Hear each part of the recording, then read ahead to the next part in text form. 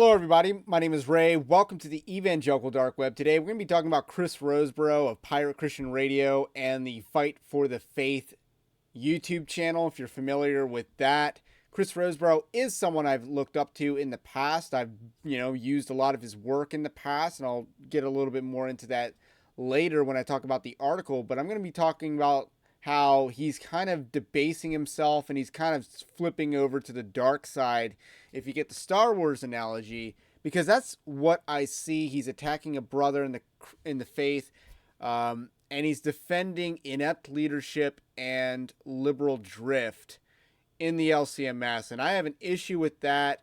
And as someone who's also a discernment blogger, I definitely feel qualified to speak on these issues and how someone who is a discernment blogger should be handling situations like this. So that's what we're going to be talking about, the fall of Chris Rosebrough.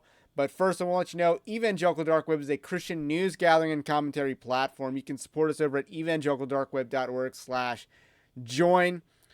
This is our Patreon-like system. We don't use Patreon because they censor Christians. So we built our own, so you can support us there. Otherwise, sign up for the free Evangelical Dark Web newsletter that gets you Christian news in your inbox, bypassing big tech censorship each and every day. But the least you can do is like this video, subscribe to this channel, to this podcast. If you are new, those really help with the magical algorithms. So we're going to be talking about Chris Rosebrough in this article that I've written. It's perhaps the longest article I've ever written, and I mean that by the length of the page, not the number of words that I've used, because I have a lot of screenshots, a lot of images, a couple video that I've embedded in the article, so it's kind of a long article from that perspective, but not too long for words. So anyway, as someone who is in discernment ministry, I have great respect for those who came before. One such figure is Chris Rosebrough of Pirate Christian the Fight for the Faith YouTube channel that has amassed 87.5 thousand subs, making it among the largest discernment channels on the platform.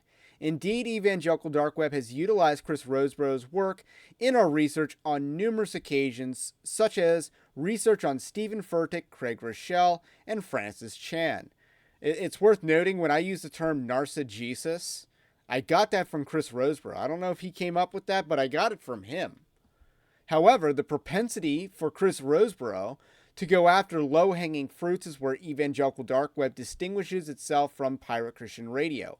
Yet a blind spot has emerged for Chris Rosebrough that has him defending the liberal drift in his own theological camp, Lutheran, labeling opponents to this drift Bud Reich, a reference to neo-Nazi ideology and the domestic beer brand. So defensive weak leadership is the next subject we're going to be talking about. Last week, Evangelical Dark Web reported on the re-election of Matthew Harrison as president of the Lutheran Church Missouri Synod, perhaps being the only non-Lutheran publication to do so. I don't know anyone else who covered this story, to be honest. That wasn't a Lutheran publication. When we reported on it, we noted the impotency of Harrison's leadership. We showed this clip of Matthew Harrison obfuscating pedophilia, that he had an abomination in his heart as well. So we're going to play that clip for you. I might know a few sins of somebody who does drag shows at the library, which is abominable. But I know my own heart. And there's much more abomination than that in it. So, the clip was first exposed by Trouble Woe, one of the co-hosts of the Stone Choir podcast. More on that later. He graciously provided Evangelical Dark Web with the source of this clip, which was from an address titled "The Present and Future of the Missouri Synod," which was delivered earlier this year by Matthew Harrison. Ironically, his obfuscation of pedophilia occurs as he brings up the idea that the online controversy facing the current church is unprecedented in church history. So a couple notes on that. So first of all, you're going to notice that the LCMS always has to qualify any sort of condemnation of the sin of homosexuality. They always have to qualify it, soft pedal it, equate it. And also, it's worth noting that, based on what based on what Matthew Harrison said, he shouldn't be a pastor if that's true with him. If that's still the way your heart is, are you really a new creation? So, he shouldn't be a pastor if that's how he really is. So that's just creepy. Shouldn't be a pastor if that's really how he is. If he really believes that about himself. It's just such weak, effeminate leadership. But I do got to say, that dude has the thickest mustache I think I've ever seen. So I do got to give some credit where credit is due. Anyway, so this is a tweet where Treble Woe brought it up first. The LCMS response to Drag Queen Story Hour is even worse. That's in response to a William Wolf tweet. And William Wolf replies back, Pirate Christian hardest hit. And then Chris Rosebrough goes on to say that Matthew Harrison sounds just like the Apostle Paul. And that's not exactly, as you can see from 1 Timothy 1:15, Paul's talking about the state of his heart before he was saved, not after he was saved. And president and an apostle, Paul's 10 years into his ministry at least, writing 1 Timothy 15. I'm lowballing there on purpose. His heart's still not like that. So Chris Rosebrough, although not LCMS himself, and that's something I really want to clarify, he's not Lutheran Church Missouri Synod. He is a Lutheran, though. Celebrated the fourth re-election of Matthew Harrison. So Matthew Harrison been the LCMS president a long time. Chris Rosebrough sees the re-election of Matthew Harrison as a defeat for Bud Reich and a bold stance for orthodoxy in the LCMS. In Rosebrough's defense, Harrison defeated an openly Marxist candidate to win re-election, but Rosebrough has not articulated that. Moreover, this further demonstrates the point that there is a liberal drift in the LCMS that Rosebrough is defending. Chris Rosebrough points to an article claiming that LCMS leadership is taking a bold stance against the woke agenda. He tweeted on June 16th, "Don't tell Bud Reich that the LCMS is calling for activism against the woke agenda. This will in fact ruin Dumpling's false narrative that the LCMS is woke." Now, I think Dumpling's a Jewish-born Roman Catholic now. I think that's who Dumpling is. He's not one of the people we're going to be talking about in this video, by the way. So, and then Eric Johnson, I don't know who that is, replies, "Imagine thinking the LCMS is monolithic and can't be two things at once."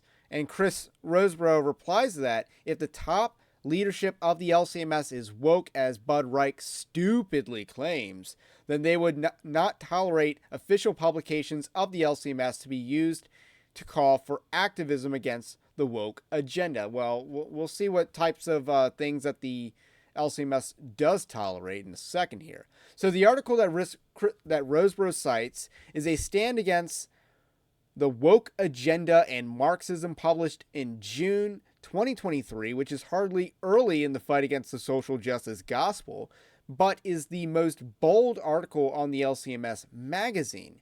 Yet, in 2020, the same LCMS publication published an article arguing that the Black Lives Matter riots, destruction of Christian monuments and churches, were unrelated to the BLM movement because Black Americans are more religious. This is actually what they argued, and I have the link to the article in the article.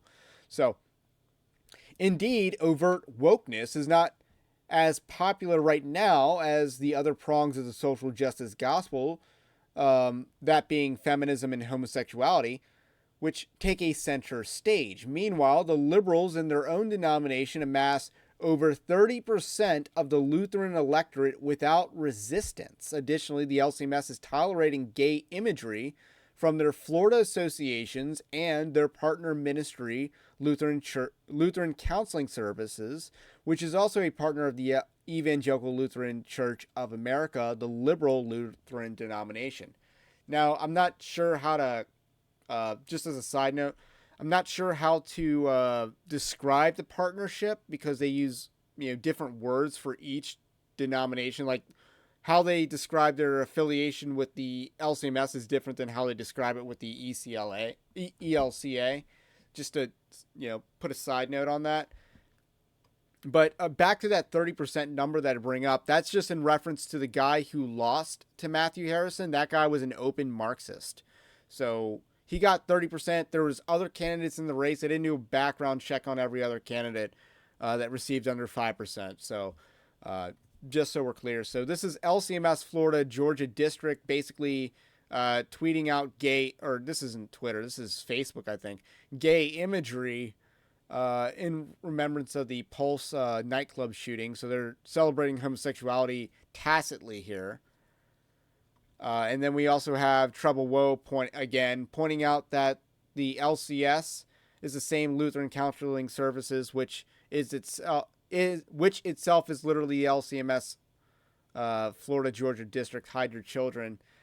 So basically saying that the Lutheran church counseling services aren't trustworthy. That's the point that Treble Woe is trying to get across, because again, they're doing groom groups or something like that. So that's what this is. They're doing groom groups, which is what Rick Warren's church was doing. So, and another thing we can talk about is Harrison's June encouragement. So he put out like a 5-minute video encouraging people in the month of June. Yet this video downplayed what Pride Month is and spent most of the time talking about the Holocaust. It's quite clear that at best the LCMS has weak leadership that fails to understand the times. Let's not even talk about what the at worst is. So again, you're doing a video on Pride Month, a Christian encouragement in Pride Month, and you're talking about the Holocaust. Come on, man. So enter Ryan Turnipseed, a young adult taking interest in the church. Ryan Turnipseed published a thread back in January regarding his findings with the LCMS new edition of Lutheran's larger catechism, which includes new annotations which drift in a liberal direction. So we're going to read some of the tweets by Ryan Turnipseed. Just for brevity's sake, we're not going to read every single block quote that he points out. But Ryan Turnipseed tweeted, the Lutheran Church Missouri Synod just put out a new edition of Luther's Larger Catechism, one of the main books used to teach people about Christianity and what it means to be a Christian. And he has a bunch of criticisms of this catechism, and they're not in any particular order. First, we have the LCMS speaking for conservative Lutherans, entirely denying self-defense and bearing arms being moral. So they take a very John Piper-ish stance here, which again, not biblical whatsoever. And it's worth noting that I sampled some of these tweets. So these aren't every single tweet in this thread, but I am picking out some highlights here to drive home to summarize some of the points that Ryan Turnipseed was making.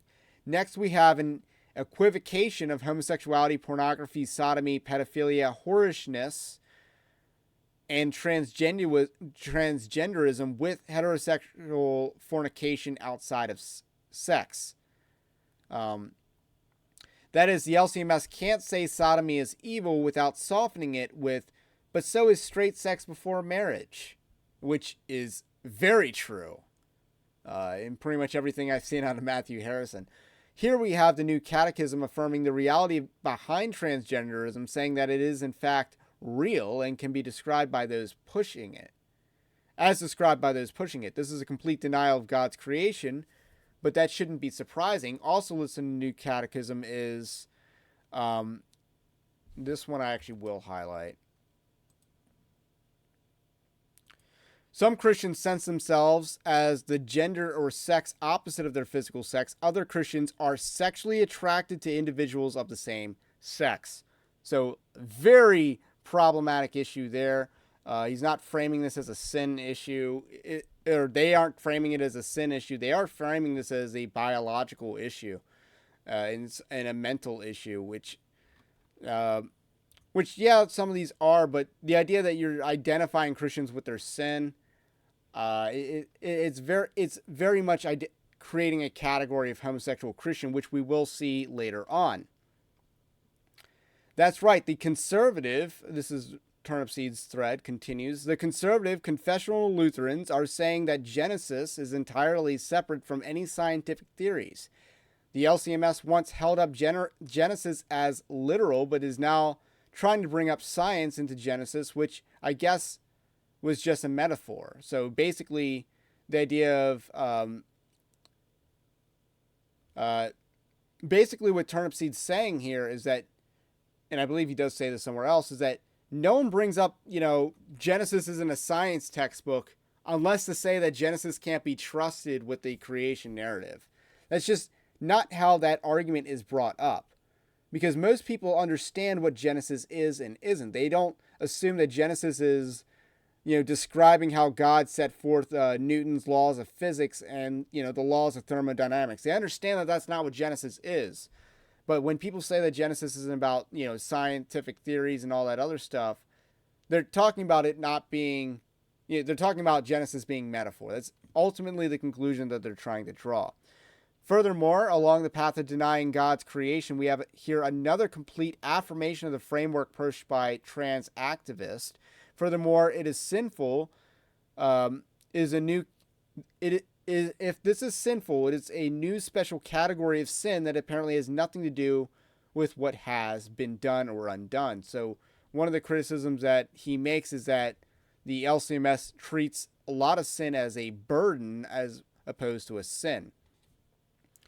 So also in the New Catechism, and he reiterates that we can't just say sodomy is sinful. We have to know we still have to soften it with, but so too is lechery. But we also delude people into thinking that you can be without sin and feel the same love towards the same sex as the opposite. So basically, having the same amount of love for the same sex as you do the opposite sex and be without sin. And the thing that he highlights is another quote saying all homosexual activity is sinful, just as all heterosexual activity outside of marriage is a sin. Yes, it's true, but that's not relevant to being said if you're talking about the issue of homosexuality on its own. You don't need to equate, you don't need to qualify your condemnation of a sin here. You don't have to do that just because it's popular or unpopular, depending on what perspective you want to take. Fitting the theme, Turnipseed continues, we have utter and complete downplaying of the satanic forces and malicious collaborations behind both transgenderism and sodomy. The New Catechism instead opts to treat them as emergent burdens, not sinful actions committed by sinful people, but burdens. And then also in the Catechism, we have the LCMS adopting the atheist anthropological assertions regarding relegating guilt and innocence to Christian society, which apparently is not absolute biblical truth, but just culture, so that ministering to migrants and heathens is easier. And then below that, he also talks about in the New Catechism, we have a classic gentrification is bad because inequality. Such dishonesty is frankly a trap because of such improvements weren't made. This article would instead be lambasting evil neglect and not gentrification. So again, gentrification is apparently sinful in the New Catechism. Additionally, some of the stuff I left out were some of these essays that explicitly talk about social justice, which is a loaded term, has always been a politically loaded term that had a specific reasoning and definition and context in identity politics. There is not a Christian version of social justice. It is a political term, always has been, always will be. So a consistent pattern in the LCMS is that they must qualify any condemnation of homosexuality by treating it equal to another sin, i.e. fornication, despite the fact that not all sins are equal.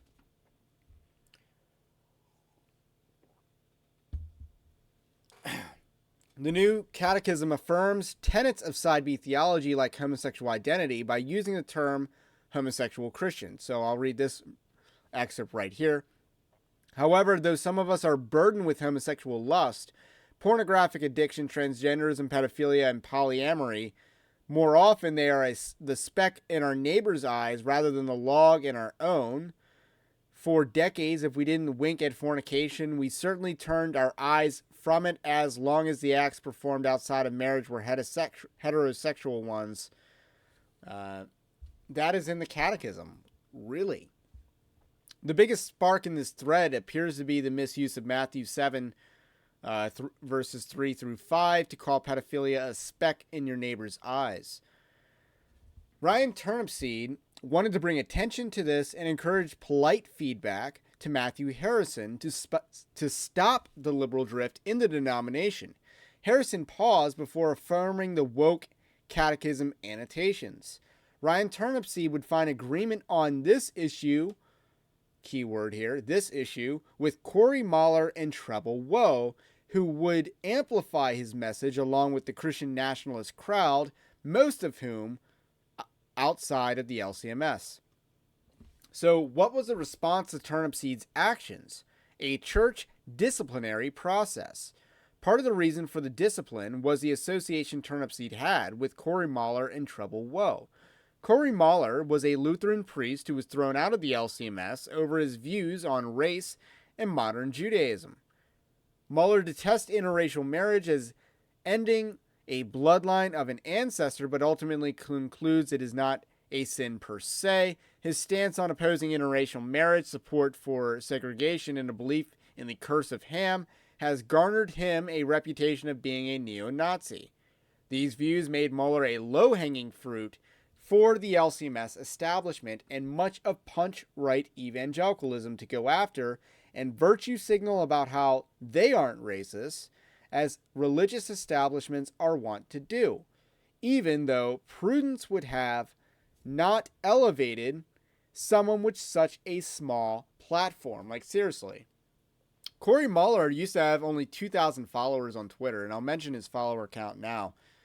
Treble Woe is an Anon who has not said near the controversial things that Mahler has, not Mueller, yet co-host the Stone Choir podcast with Mahler. Mahler is a Twitter account with 3,000 followers. And Treble Woe just below that, courtesy in large part to the amplifying platform that Chris Rosebrough's 19,000 follower account has provided. Turnipseed has over 7,000 followers due to his heavy lifting on the catechism and his much broader appeal. Ryan Turnipseed is a libertarian who is against National Socialism. Despite engaging with and debating the Stone Choir crew, he was labeled as one of them even by Chris Rosebrough. So on May 26, 2023, obviously, Turnipseed tweeted this. Last Sunday, after creating this thread in reference to the January thread, I was placed under a minor ban by email with no new information or explanation given to me. Of two of the 5 charges are directly tied to the criticisms of the LCMS's new catechism, despite previous assurances. So they went after Ryan Turnipseed in the LCMS. Chris Rosebrough would tout this retaliatory action taken by the LCMS. On May 26th, same day, Chris Rosebrough tweeted, Ryan Turnipseed is under the minor ban. This is one of the steps of the church discipline in the LCMS for being one of the arsonists responsible for the large catechism fire. Note, Ryan is the one who has gone public with this. He has even provided documentation of the official charges. Pray for Ryan, his pastor, and his congregation. So we have a little bit of concern trolling there. And William Wolf does get back at Chris Rosebrough here. You oppose this, right, Chris? This is clearly political retaliation for him rightly pointing out the unbiblical compromises in the proposed catechism. Chris Rosebrough responds, doubling down, saying Ryan is not a victim of political retaliation. He is a perp. He is guilty of breaking God's command, thou shalt not bear false witness against your neighbor, by creating a false narrative that leadership and top theologians of the LCMS are woke, pro-homosexual, pro-trans, and pro-pedophilia. Ryan is a rhetorical arsonist along with Mahler and Woe, and is being called to repent of his sins. Again, these aren't sins. Chris Rosebrough did get heavily ratioed for going after Ryan Turnipseed, and you love to see that. He clowns himself on Twitter all the time, even engaging with Corey Mahler, who's low-hanging fruit. He'll still say stupid things in those threads because he doesn't want to appear racist or anti-Semitic. So the latter of which I find really, I guess Lutherans got a virtue signal in a Lutheran way, if you know what I'm saying. So again, Turnipseed took point on this issue, taking the heat for arson, while the so-called Mahlerites amplified his message. Additionally, in an interview with John Harris, which you should go watch that interview, I do link it here, Turnipseed quipped that associating with Democrats is far worse than associating with neo-Nazis who have no ability to carry out their wicked ideology. And I agree with that. Again, Ryan Turnipseed, if you listen to him, isn't, super fiery with his rhetoric. He might be barbed and pointed, but he isn't like calling down fire from heaven and, anything like that. He's actually kind of mild-mannered in his tone. And we're about to talk about more about the Corey Mahler and Treble Woe. Speaking of rhetoric, they are NPR level. Like, that is their tone. Like, who would have thought that, these big bad white supremacists would be NPR in their delivery of their information? But maybe that's their appeal, I guess.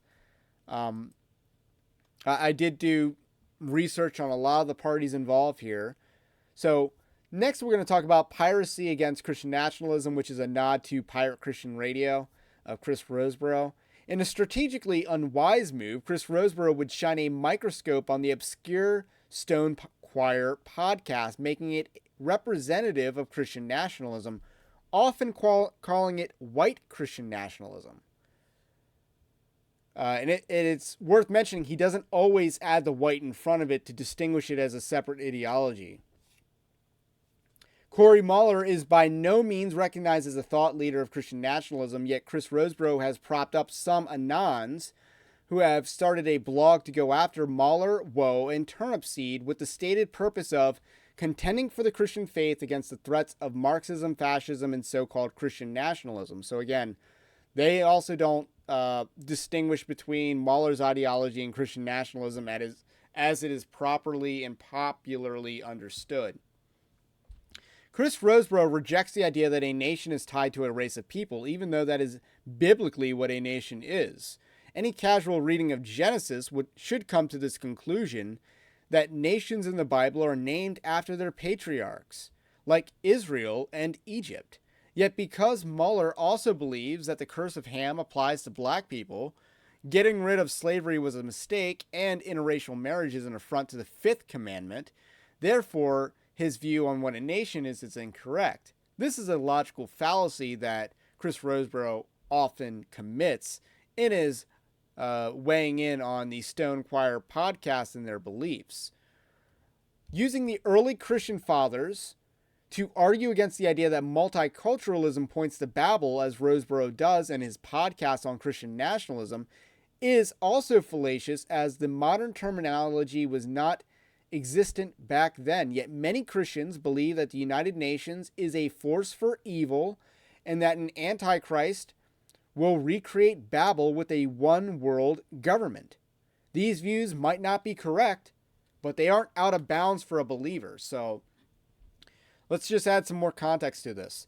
Chris Rosebrough put out 2 long podcasts on Mahler and Woe and what they believe at Stone Choir and the views articulated at Stone Choir. I am going to assume that he sampled some of the worst of their content, which some of it was bad, but he brought in a lot of the stuff that was outside of the podcast sphere as well. I listened to that at 2x speed because Chris Rosebrough is a very slow talker. And in the first episode, he makes the argument that saying that one application of Genesis 11 is that this push for a multicultural society is a nod to Babel, which is what Mueller is articulating. That's a steel man of Mueller's position. And I think there's actually something to that. Chris Rosebrough is essentially saying that that's a heretical view of the text. That's a heretical interpretation or even application.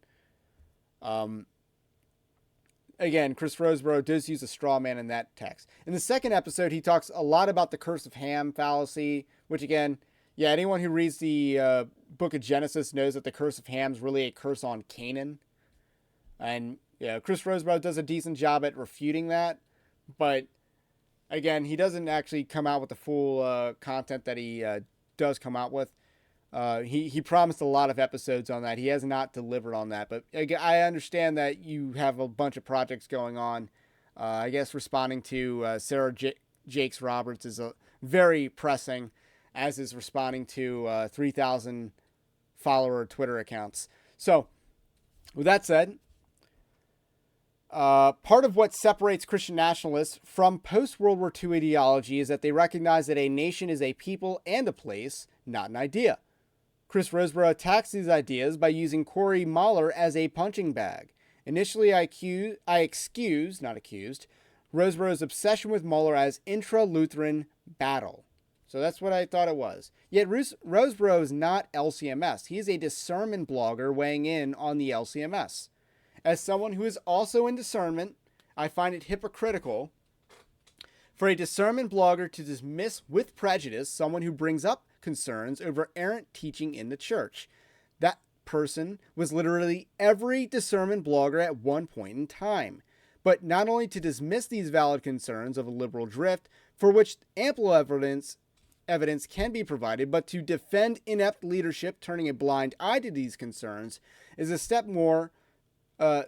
towards becoming more of a Ruslan KD or an Alan Parr. It's easy to call out Stephen Furtick and Kenneth Copeland. It's a waste of time, however, to spend so much effort on Corey Mahler. However, it is a detriment to go after Ryan Turnipseed and moreover celebrate his misfortune. And for what does one disbase himself? Why is Chris Rosebrough doing this? And the only answer I have is the virtue of not being called racist. This is the moment where Chris Rosebrough went from discernment blogger to regime apologist, defending the spineless leadership of the LCMS. This is a saddening development of which I write, and now do this video on, and is a pitfall that I too may face if I ever become too conceited in maintaining professional connections. But I also write this and do this in defense of Ryan Turnipseed, who has been maliciously maligned in pursuit of pure doctrine. So that's the article that I wrote on this issue. And that's most of what I got to say about this. And it's worth noting, I don't get it. Because usually if you're a discernment blogger, you should be like somewhat of an outsider to all these religious establishments because they don't like you. But nonetheless, I don't know what sway Chris Rosebrough has in the LCMS. He's not LCMS himself. It's also worth noting that he's very obsessed with this issue, even though he lives in North Dakota, which is a very white state. So he has a lot to say on the issue of racism, I guess from personal experience or something like that. But I didn't go after Chris Rosebrough when he was doing online communion. I didn't even weigh in on that. I knew what his arguments were. I didn't necessarily agree with all the things that he was doing there, but I didn't really go after him for that because I understood why he was doing that. I don't understand why he's going after Ryan Turnipseed. That's inexcusable. I don't understand why he's defending weak leadership that is going to run the LCMS down a cliff. Doesn't matter how good your mustache is, if you have to keep soft pedaling and downplaying how bad sodomy is, if you have to keep doing that, you're an issue. You're weak. You're effeminate. The 2013, 2012 megachurch pastor that only wants to grow an audience wants their tactic back. So why is this being defended? Much less by a discernment ministry. So these are some frustrations that I have. Um, I mean, again, I can't take Chris Rosebrough seriously much longer, if at all anymore, and I'm not going to encourage any action or call to action on your behalf. These are my views. I'm telling a story here, and a lot of evidence cited, and you can go to the podcast that Chris Rosebrough did on Mahler, and you can watch those. I recommend it 2x speed. Uh, put his arguments in there. He also promoted his own blog to attack these people, which uses some very poor argumentation to attack Turnipseed and Mahler and Woe a lot of the times. So anyway, that's all I got to say. I digress a little bit. Have a blessed day, and we will catch you on the next one.